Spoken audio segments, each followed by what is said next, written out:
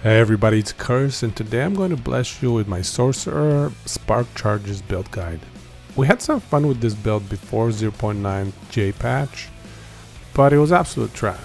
However, we didn't realize that it was because the tooltip for the Fragment of the Enigma unique offhand was wrong. It wasn't actually giving 2 lightning damage per point of intelligence, it was giving 2 lightning damage per 10 points of mana. That's why despite scaling a whole bunch of intelligence, 80 to 100 roughly, we were still doing pathetic damage.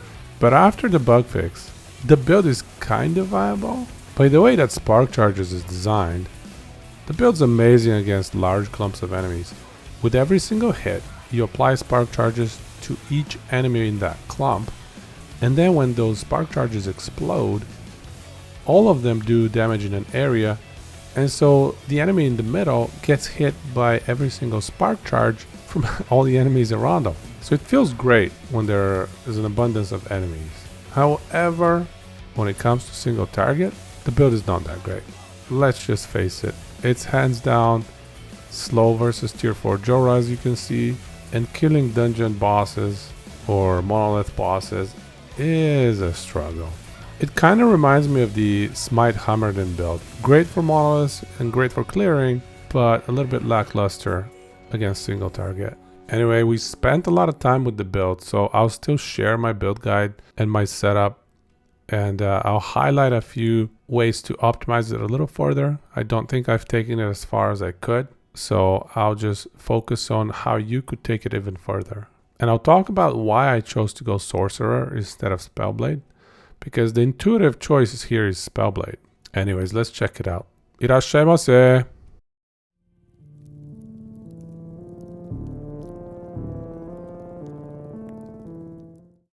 Alright, let's check out the skills for this build. So our primary skill is Mana Strike, and this is what we're going to be hitting with most of the time. And we have some secondary skills as well, but the most important one is Mana Strike. And then within the Mana Strike skill tree, obviously we want to skill 100% chance to get Spark Charges on hit. So this is a no-brainer, right, for this build. Something else that's pretty neat is we can use teleporting strikes. So Mana Strike is ranged, however, it still retains the melee tag. So it still benefits from various other Spark Charges on melee hit bonuses, as well as the Fragment of the Enigma bonus that doubles your damage for melee Spark Charges. And then we can get Star Guide to make targeting a little bit easier. But the most important thing to note in this skill tree is Mana Storm. If you hold Alt, you'll notice it says that, first of all, Mana Strike additionally strikes enemies with a Mana Arc skill. But under more information, it says Mana Arc scales with increases to spell damage and lightning damage and can benefit from other nodes on this tree. That's the part that's really crazy, is that it actually applies Spark Charges at 100% rate, thanks to this Spark Charges node. And so skilling this node on its own increased our DPS by roughly 50%, maybe more. So huge thanks to Rune Phoenix and Encharion, who pointed me towards this node as I was streaming and testing this build out. I wouldn't have gotten to it without them, because I didn't think it would transfer this node as well, because this says Mana Strike hits have a chance to attach a Spark Charge. And this is not Mana Strike, but anyway, we tested it, confirmed it. This node, Mana Storm, and the Mana Arc associated with it do indeed apply Spark Charges from this node. So great synergy right there. You want to make sure to reduce the mana cost of it as much as possible. And then the only issue we have is because we're running teleporting strikes, we actually don't regain as much mana as we would like to, especially given the fact that we're running damage dealt goes to mana before health. But something that helps is critical mana. Again, something that I got help from during the stream is that this node's 3 mana per crit is not impacted by the 80% reduction from teleporting strikes. So another great synergy there. This is how we can regain our mana fairly easily. And I would even consider running more plus Mana Strike skill points just to put more points into this node. But yeah, this is the setup that I'm running for Mana Strike. Next, let's go over Elemental Nova. And the only thing here that I would mention is this node that applies spark charges at 100% rate. We also try to increase the area of our Elemental Nova as much as possible, just so we can cover as much ground as possible. But yeah, we're going to be applying Elemental Nova with our teleport skill through these 3 nodes down here. And that's the synergy, is that whenever we cast teleport, not only do we cast 3 instances of Elemental Nova, applying at least 3 instances of spark charges per enemy, but also at the bottom of this item, you can see when you cast teleport, you apply a spark charge to all enemies around the destination. So just casting teleport applies at least for probably roughly 5 instances of spark charge. And despite them not being melee and not being affected by that double damage extra bonus from Fragment of the Enigma, there's still significant damage. And then we also buff up stuff through teleport and make sure the cooldown is as low as possible, because it's extra damage, it's nice, it's extra haste as well, it's great. We're also running Enchant Weapon to make sure our attack speed is topped up, also Conduit and Zap, just for extra instances of damage and stunning enemies around us and giving us a little bit of breathing room.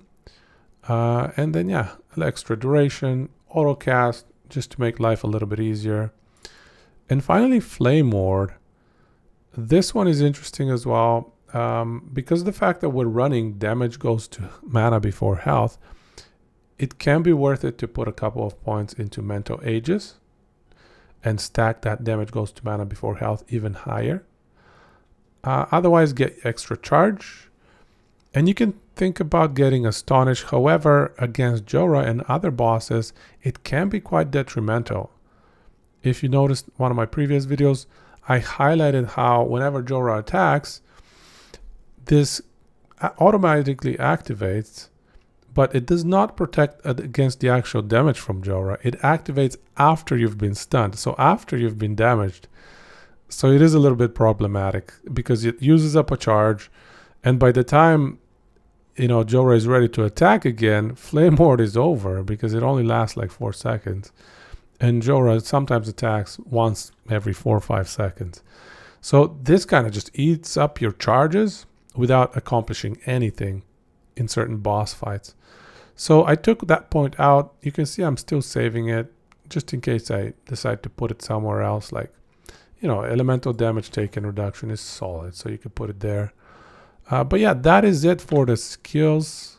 And now let's go over the items. Starting off with the core items.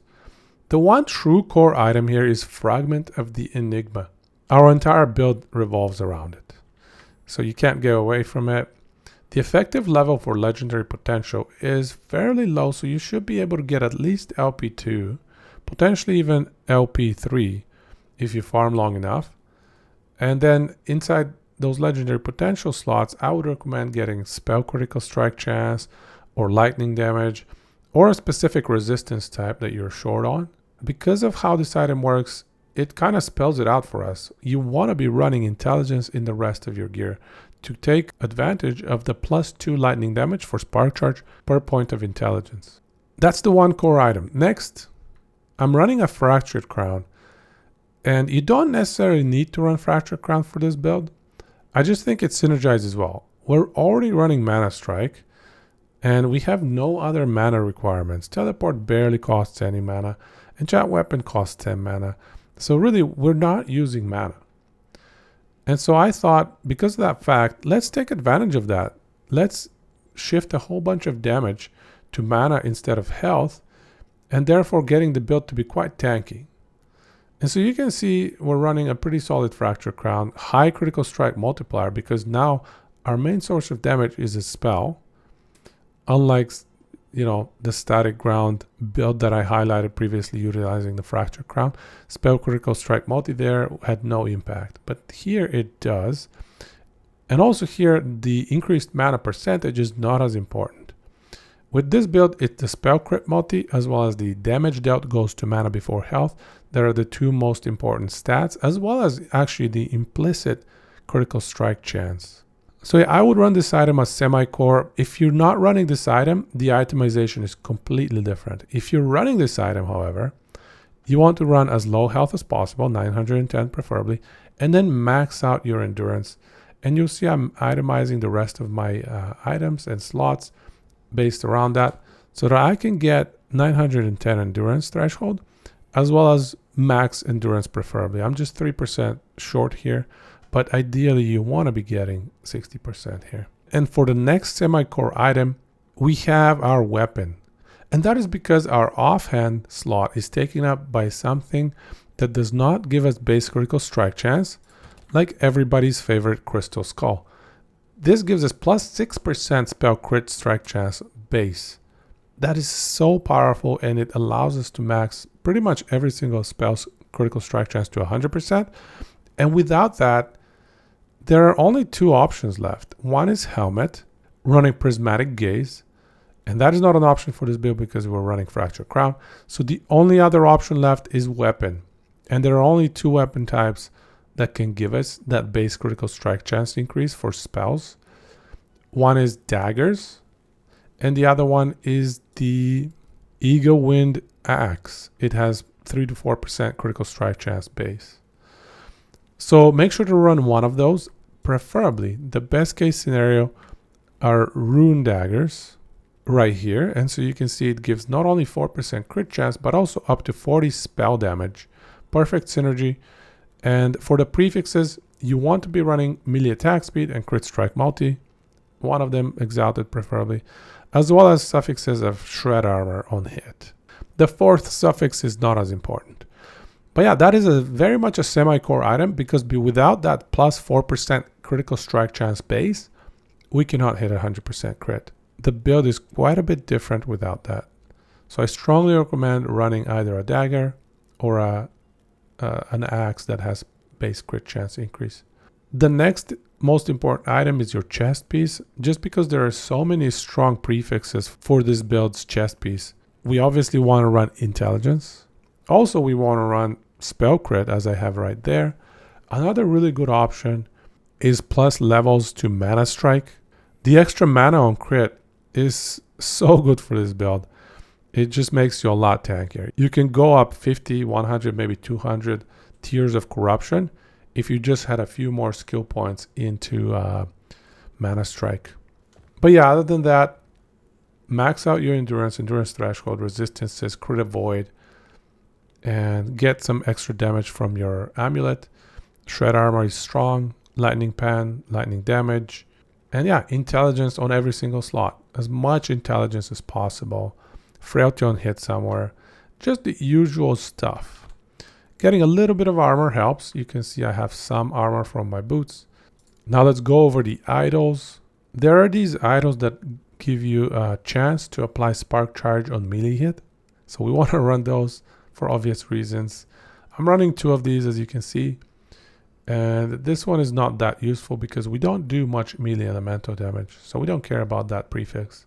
However, this 40% chance to gain 30 ward when hit actually works with Fractured Crown. I don't know why, but we tested it. And you do proc it. And you do get 30 ward. It's a bug. So hopefully HG fixed that one as well. The glass idols, grand idols, also have spark charge on melee hit. So they're another good option to just add a little bit extra spark charge damage. Otherwise, just get resistances and just fill out your slots that way. In terms of blessings, make sure to get crit multi in this one. You do not need spell life leech because we're already getting enough life leech as is just from the passive skill tree. Lightning res shred is optimal here.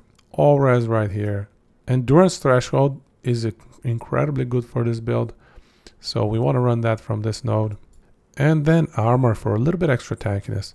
So those are the blessings. Now in terms of passives, avoid adding extra health too much. I do want to highlight in the Spellblade skill tree, you want to get the extra attack speed, but also you want to get 25% chance for lightning melee attack spark charges. You want to get this node right here. This is the primary reason we're investing so much in the Spellblade skill tree, is this 25% chance. You get some tankiness from this node, however, and then some res here and there. But otherwise, what else can I mention? I put 6 points in this one just to get a little bit of extra mana regen. And mana for us is essentially health as well. So it doesn't hurt to have a little bit of extra. This node is incredibly strong because we're already running intelligence. 80 to 100 int is, let's say we have 100 int. That's 300% spell critical strike chance. And now I want to highlight the primary reason why I went with Sorcerer instead of Spellblade. Let's look at the passives that are on the Spellblade skill tree beyond this point, which is what is inaccessible to Sorcerer and specific only to Spellblade. In terms of what benefits spells, there's only this node, plus 4 spell damage. That's it. It reduces your cast speed. That's not a big deal because we're going to be running Surge in that case. But yeah, plus 20 spell damage. That's all you get for running Spellblade and running spells, at least from an offensive standpoint. From a defensive standpoint, you do get some great benefit, extra intelligence and ward per second based on intelligence. And since we're going to be running like 100 int, this is quite significant. I think it should be even stronger. Like I think ESG should buff these ward giving nodes. But even as they add a little bit of int. It's not too bad. And if you look at Sorcerer's passive skill tree, beyond this line right here, we get 160% crit strike chance, which is almost like a tier 7 prefix in a relic. But we also get 50% crit strike multi, which is also probably a tier 7 amulet prefix. So these two in combination already outpace anything that the Spellblade passive skill tree can give you from an offensive standpoint. The main reason I'm running Sorcerer is these two nodes, but also because I wanted to run Fracture Crown. And Fracture Crown is kind of anti-synergetic with Spellblade because Spellblade wants to get ward on melee attacks. And there's so many skills that gives you ward on melee attacks, or just that gives you ward based on intelligence. Spellblade has a lot more synergy with ward. And so if you're running Spellblade together with Fracture Crown, it really doesn't make too much sense. But Sorcerer, it can make sense. It can work decently well. And so yeah, that's why I chose to go Sorcerer instead of Spellblade. And now let me quickly highlight the skill rotation as you're fighting enemies. If you're in an area that you don't feel too comfortable with, it's kind of above your tankiness level, you can just stay far away and use your auto aim to hit enemies and just almost off screen them. If you're in an easy area, however, you can just run through and teleport every now and then, and that's going to apply a whole bunch of spark charges and everything's going to die. You'd never want to cast Elemental Nova. It's unnecessary. But yeah, through casting it with teleport, you can get some solid damage from your spark charges. But yeah, the playstyle is incredibly simple. You just spam R. You just spam your Mana Strike from far away and let it do its job. Is this a build you can start a brand new character with? Only if you have Fragment of the Enigma unique. If you don't have this, don't bother. But if you do have it, you could theoretically switch over to this build at level 46. I would recommend try to get Spark Charges node maxed out as early as possible if you're going that route. And probably leave the Mana Storm nodes for a little bit later, just because the 15 mana cost can be a little bit prohibitive. So you don't want to get it too early. But it's not the end of the world as well, just because you can still use Mana Strike even if you don't have, any mana. This build is theoretically viable to start using once you hit level 46. And now let's check out the verdict for the build. You can see that I've added it up here. The tier 4 Julra time, as you saw in the intro, is problematic. It's a bit slow, 70 to 90 seconds. I put it at B-. It's rough. This is the biggest weakness of the build, and if you try running it, you'll quickly notice that every single time you're fighting against a single enemy, whether it's a monolith boss or Julra, it can get a little bit frustrating because of how slow it is. Monoliths, On the other hand, it's not so bad. We can be pretty tanky thanks to running damage that goes to mana. And we're fairly mobile. We wipe large groups of enemies. And we can do 400 or 500 corruption. It's fairly doable. You'll see I'll have some examples of corruption 400 for you. And if you optimize a little bit better than I did, you could probably push that even further as well. However, the monolith bosses are not going to be easy. And then cost to itemize is also a little bit of a problem. If you're running Fractured Crown, that on its own requires very solid itemization all around it. So that's why I have B+ here. And final tier, we have B+. The build is fun, especially against large groups of enemies, but against single targets, it's just awful. The experience is not great. Run it with that caution in mind. So there you have it. That's the build guide, folks. I'll leave you with Corruption 403 Monolith in the background as we wrap it up. You can certainly run this build as a Spellblade and go Ward as well.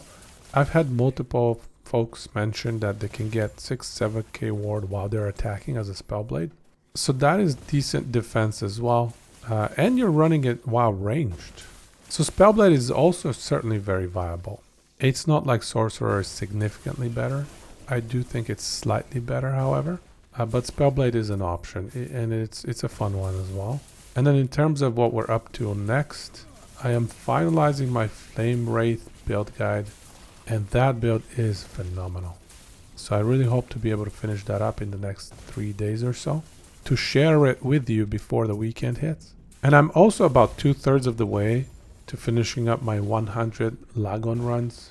Still no 2 LP Stormcarved though, so I don't know what's going on.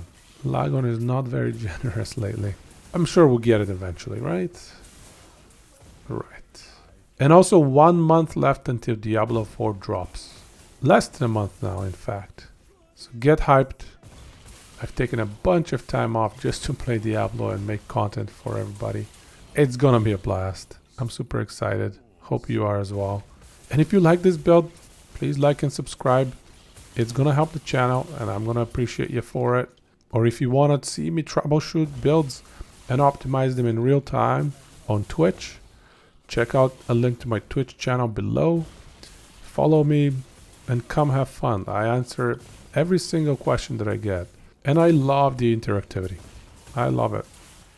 The more the merrier, so hop on in, ask questions, ask away, and give suggestions too.